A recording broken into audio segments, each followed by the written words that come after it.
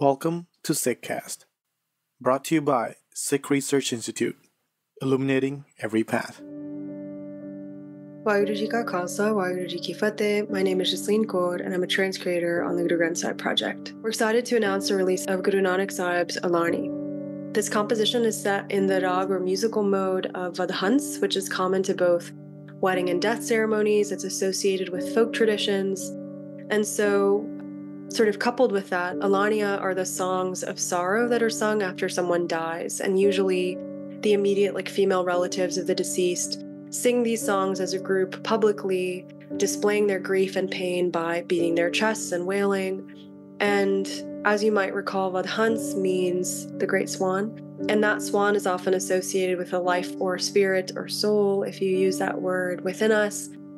And the Guru Granth Sahib often refers to the difference between being swan-like, which is to be kind of calm on the waters of life, versus being crane-like, which is to be full of pretense.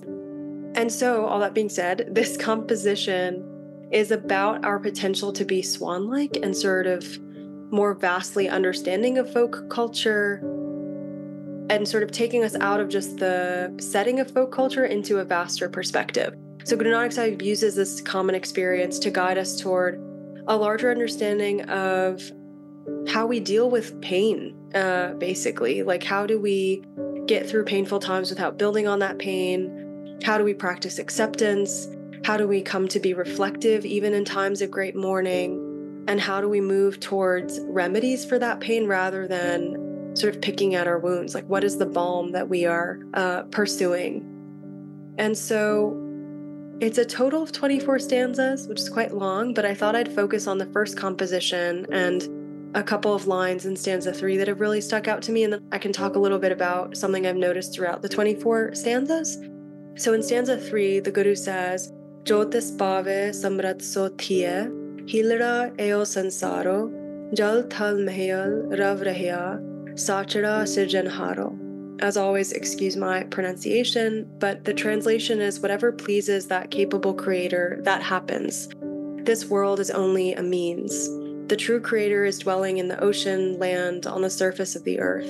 And so the word that's really stuck with me is that word hilra, which has the connotation of like a place or a space that provides an opportunity for something, a means. I've just been thinking about this world and these lives and this time as a means, as an opportunity to earn that which pleases IkOankar, the One, and to engage in things that bring us closer to that One. And the reason that second line is so important is because we can engage in things that make us feel the presence that's already there, right? Like, it's not like IkOankar is not pervading every space. It's just that we don't always feel it. And so the things that we engage ourselves in this world, which is a means, can either bring us to an experience of that presence or bring us to an experience of forgetfulness or an inability to feel that presence.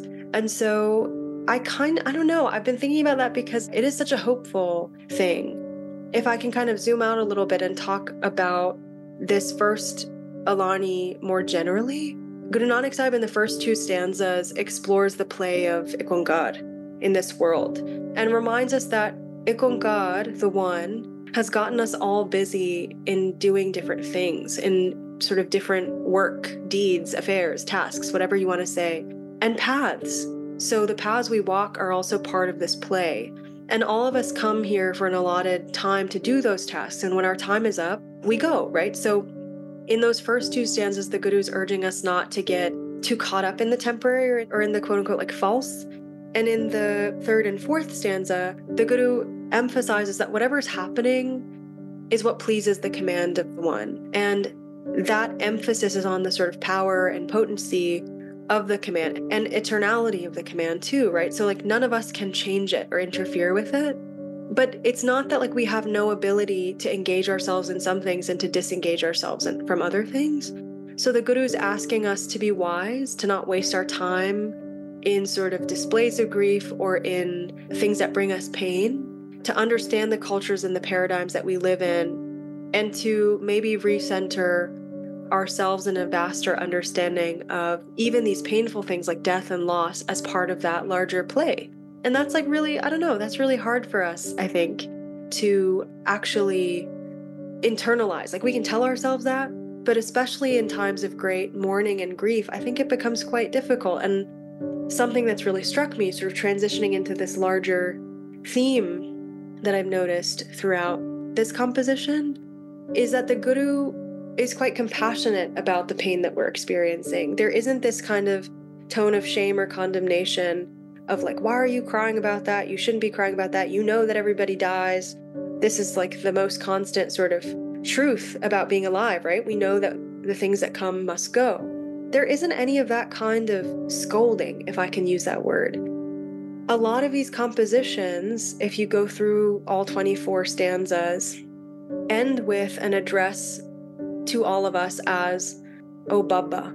And you might remember from previous compositions and commentaries that Baba is a reference to the wisdom within us, this potential we have to become the wise ones.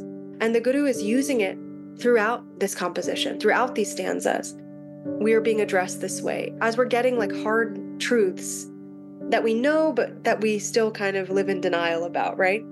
And the Guru is constantly referring to us as wise ones, constantly speaking to the wisdom within us, and often ends with, I know you're crying. If you're going to cry, cry.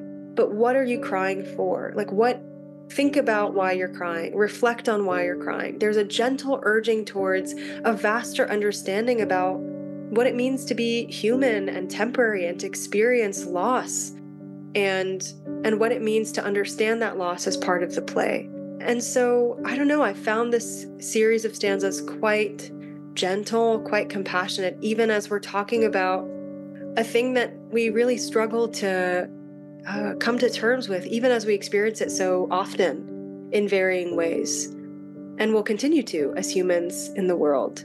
We have to have a relationship with death, but what if we understand that as a larger relationship with the command and with the one whose command we are under? How would that change things for us? So, all that being said, there are 24 stanzas for you to take your time with. There are translations and transcreations. There are commentaries, word meanings as always, footnotes if you're interested. I really have felt this series of stanzas really work on me in a lot of ways, and I'm sure I'll keep coming back to it as I keep being in the world and experiencing death in all of its manifestations. So spend some time with it and see what it can bring you. See if it starts to call out that wisdom from within you, because we have that potential.